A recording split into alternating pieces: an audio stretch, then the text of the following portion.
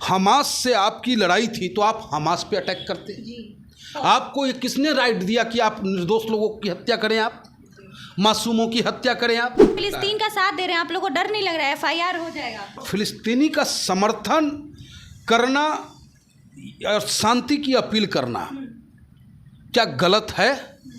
तो FIR खाने को हम तैयार हैं। प्रधानमंत्री जी से मैं यही अपील करूंगा कि प्रधानमंत्री जी, इजराइल अपनी जगह है, फिलिस्तीन अपनी जगह है और हिंदुस्तान का चुनाव अपनी जगह है। चुनाव को देख करके हर बातों का निर्णय न लिया जाए। जितने भी ये धुरंधर पत्रकार जो पहुंचे हैं वहाँ पर, कोई धुरंधर पत्रकार आपको अंदर जाके इजरायली का फिलिस्तीनी का वाइट लेके दिखाया है आपको? आपने देखा होगा मैच हो रहा है हैदराबाद में और वहाँ पे पाकिस्तान जिंदाबाद के नारे लग रहे हैं और इसका क्रेडिट दिया जा रहा है आपके ओवैसी जी को। क्रेडिट देने वाला है कौन? कौन है? मीडिया में दिखाया जा रहा है। उस मीडिया को हम मानते ही नहीं है। नमस्कार, PRB में आप सभी का स्वागत है। मेरे साथ है मनमोहन झा गामा। इनसे हम उन तमाम मुद्दों पे बातचीत करेंगे। जैसे अभी आप लोगों को पता है 4-5 राज्यों में जो है चुनाव होने वाला है और अभी एक मुद्दा जो है वो सुर्खियां बटोर रहा है। इंटरनेशनल मामला है। कुछ लोग इजराइल के साथ इजराइल का समर्थन कर रहे हैं, कुछ लोग फिलिस्तीन का समर्थन कर रहे हैं। लेकिन हम जानना चाहेंगे कि ये क्या चुनावी जो प्रक्रिया है इस पर कितना असर करेगा और आप किसके साथ हैं? भारतीय जनता पार्टी इजराइल और फिलिस्तीन के जंग को अपना चुनावी लाभ के रूप में प्रोजेक्ट करना शुरू कर दिया है। उसके टूल किटों ने सोशल मीडियाओं पे तरह तरह की बयानबाजी करना शुरू कर दिया है। इससे हम देश के नौजवानों को, पढ़े लिखे वर्गों को, आप जैसे पत्रकारों को भी सतर्क और सावधान रहना है और समाज के बीच देश की हकीकत और सरकार की सच्चाई को परोसने की जिम्मेदारी आपकी भी होगी। और मैं समझता हूं कि आने वाला 2024 का चुनाव देश के नौजवान, देश की आधी आबादी, जो आज महिला बिल आरक्षण पेश हुआ, उसमें जब वो वोट डालने जाएंगे तो वो सोचेंगे, और जो हमारे देश की आधी आबादी है, कि जब 454 सांसद एक तरफा महिला बिल का समर्थन कर रहा था, जो गठबंधन के लोग हैं, चाहे वो कांग्रेस हो, RJD हो, समाजवादी पार्टी हो, ममता दीदी हो, जो सब के सब ये कहते रहे कि मैं पिछड़ों का हक मांग रहा हूँ, और जब हक लेने की बारी आई तो सब साथ खड़े हो गए। और उस वक्त में अगर पिछड़ों की माँ बहनों के मान सम्मान के लिए अगर कोई लड़ा तो वो बैरिस्टर असदुद्दीन ओवैसी साहब। कोई लड़ा तो ऑल इंडिया मजलिस-ए-इत्तेहादुल मुस्लिमीन लड़ा, और उन्होंने आंखों में आंखें डालकर 456 से कहा कि भाई मैं इस बिल के खिलाफ हूं, क्योंकि इस बिल में पिछड़े माँ बहनों को हक नहीं मिल रहा, इस बिल में मुसलमान माँ बहनों को हक नहीं मिल रहा, इसलिए मैं इसके खिलाफ वोट करता हूं। तो मैं समझता हूं देश की आधी आबादी जब वोट डालने जाएगा तो निश्चित रूप से उनकी अंतरात्मा कहेगी कि हमारे लिए कोई बेटा अगर लड़ रहा था हिंदुस्तान के सबसे बड़े पंचायत में तो वो बेटा बैरिस्टर असदुद्दीन ओवैसी था, मैं उनको वोट दूंगा। गामा जी, जैसे कि पिछले जो भी प्रधानमंत्री राष्ट्रपति रहे हैं उन्होंने हमेशा फिलिस्तीन का साथ दिया है और इस बार जो है भाजपा ने अपना गेम, आप लोग कह रहे हैं कि इन्होंने अपना गेम खेल दिया है कि इन्होंने इजराइल का समर्थन क्यों कर दिया? देखिए, पिछले जो भी शासक रहे उन्होंने क्या किया उसको तो छोड़े हैं आप। आदरणीय भूतपूर्व प्रधानमंत्री अटल बिहारी वाजपेयी जी का बयान भी आप सुने जी। वो भी उन्होंने भी कहा कि अरबियों के ज़मीन पे इजराइल ने कब्जा कर रखा है जिसे छोड़ना होगा। तो अब जो हमारे देश के प्रधानमंत्री हैं, देखिए उनकी, क्योंकि सरकार का बयान है, वो सरकार के बयान का विरोध हम नहीं कर सकते हैं, लेकिन सरकार से यह अपील ज़रूर कर सकते हैं हम कि आपने जो समर्थन दिया कि ठीक है आतंकवाद के खिलाफ पूरा विश्व है, लेकिन वो आतंकवाद किस कैटेगरी से है, क्या परिस्थिति बनी है, उस पर भी विचार विमर्श करना हमारा और आपका जिम्मेदारी बनता है। प्रधानमंत्री जी से मैं यही अपील करूंगा कि प्रधानमंत्री जी, इजराइल अपनी जगह है, फिलिस्तीन अपनी जगह है और हिंदुस्तान का चुनाव अपनी जगह है। चुनाव को देख करके हर बातों का निर्णय न लिया जाए। तो ऐसा कह सकते हैं अगर चुनाव नहीं होता तो शायद वो भी फिलिस्तीन का साथ देते? बिल्कुल होता, ऐसा होता क्योंकि चुनाव का वक्त है और चुनाव के वक्त में नेता अपना बयान कब कैसा दे दे इसकी कोई गारंटी नहीं है। और UAE जैसे देश ने भी फिलिस्तीन का साथ ना देके इजराइल का साथ दिया है, अमेरिका ने भी दिया है। देखिए, ये क्या कहते हैं इसको, इंटरनेशनल पॉलिसी है जी। और हम लोग इतने बड़े नेता नहीं हैं, न इतने कद्दावर हैं कि हम इंटरनेशनल पॉलिसी में हस्तक्षेप करें, लेकिन एक अच्छे इंसान हैं, मानवता है अंदर हमारे। तो मानवता के आधार पे कहीं भी ये राइट्स नहीं बनता है कि अगर हमास ने गलती की है तो हमास का सज़ा आम फिलिस्तीनियों को दी जाए। आप ओवैसी के टीम से आते हैं, आप उनके पार्टी से आते हैं, तो इसलिए ये सवाल आपसे बनता है। ओवैसी जी ने फ़िलिस्तीन का समर्थन किया है और वहीं पे अलीगढ़ मुस्लिम यूनिवर्सिटी के कई छात्र छात्राओं ने भी प्रोटेस्ट किया था फ़िलिस्तीनियों के लिए और वो आज जेल में हैं। तो क्या लग रहा है कि फ़िलिस्तीनियों का साथ देना एक तरीके से गलत है? नहीं, देखिए, हमारे नेता ने जो कहा बिल्कुल राइट कहा है, कहीं कोई उसमें कोई किंतु परंतु है ही नहीं। हमारा नेता बैरिस्टर असदुद्दीन ओवैसी साहब जो भी बोलते हैं सत्य बोलते हैं और सत्य बोला।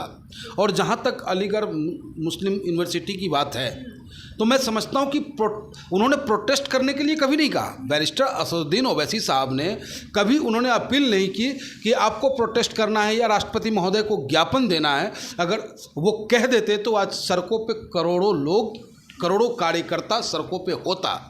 लेकिन उन्होंने ये कहा कि हम वहाँ जा तो नहीं सकते, लेकिन हम यहाँ से बैठे बैठे उनके लिए दुआएं कर सकते हैं। उन्होंने अपील की कि आप जो भी हमारे कार्यकर्ता हैं, हिंदू, मुसलमान, सिख, ईसाई, वो अपने अपने इष्ट को कहें, उनको मनाएं कि भाई जो वहाँ पीड़ित लोग हैं उनको मदद मिले। एक तरीके से लोग जो टीवी मीडिया में चलाया जा रहा है कि हमास ने जो है इजराइल पे अभी हमला किया और उस इजराइल के बच्चे मारे जा रहे हैं, तो तमाम लोग ये कह रहे हैं कि अभी फ़िलिस्तीन के लिए हम दुआ क्यों कर रहे हैं? मतलब जो टीवी चैनल पे चलाया जा रहा है कि अभी तो बच्चे तो मारे जा रहे हैं इजराइल। आप ये बताएं, जितने भी ये धुरंधर पत्रकार जो पहुंचे हैं वहाँ पर, कोई धुरंधर पत्रकार आपको अंदर जाके इजरायली का फिलिस्तीनी का वाइट लेके दिखाया है आपको? ग्राउंड रिपोर्ट का ड्रामा धुआं प्रचार करके अपना काम किए जा रहा है। इजराइल में जहाँ सेफ जोन में बैठा हुआ है, यहाँ पर गिरा अभी एगो रॉकेट, अरे वहाँ 500 बम न गिर गया, उसको भी तो दिखा दे कि वहाँ 500 बम में 5 आदमी मरा है और यहाँ एक रॉकेट में 50 आदमी मर गया। इतना तो हम लोग बुड़बक आदमी नहीं ना है, इतना तो समझ में आता है ना हमको कि भाई बम जब गिरेगा तो बारूद का असर कितना दूर तक जाएगा। फास्फोरस बम का इस्तेमाल किया जा रहा है, आम लोग मर रहे हैं जिससे हम पीड़ित हैं। इसीलिए बार बार हम यूएनए से, संयुक्त राष्ट्र संघ से, देश के बड़े बड़े ताकतवर, विश्व के जितने बड़े बड़े ताकतवर देश हैं उन सब से अपील करते हैं कि वो हस्तक्षेप करे, शांति वार्ता का पहल करे। निर्दोष की हत्याएं किसी भी मजहब में स्वीकार नहीं है। हम सनातनी हैं, बिल्कुल हम निर्दोष की हत्या पसंद नहीं करेंगे। आप मुसलमान हैं, बिल्कुल नहीं पसंद करेंगे, क्योंकि कोई भी मजहब हत्या के बुनियाद पे नहीं चलता, नफरत के बुनियाद पे नहीं चलता है। आपने देखा होगा मैच हो रहा है हैदराबाद में और वहाँ पे पाकिस्तान जिंदाबाद के नारे लग रहे हैं और इसका क्रेडिट दिया जा रहा है आपके ओवैसी जी को, तो इस पर आप क्या कहेंगे? कहीं ना कहीं मुस्लिमों का जो है चरित्र जो है गलत करने की क्रेडिट देने वाला है कौन है? मीडिया में दिखाया जा रहा है। उस मीडिया को हम मानते ही नहीं है, ये गोदी मीडिया।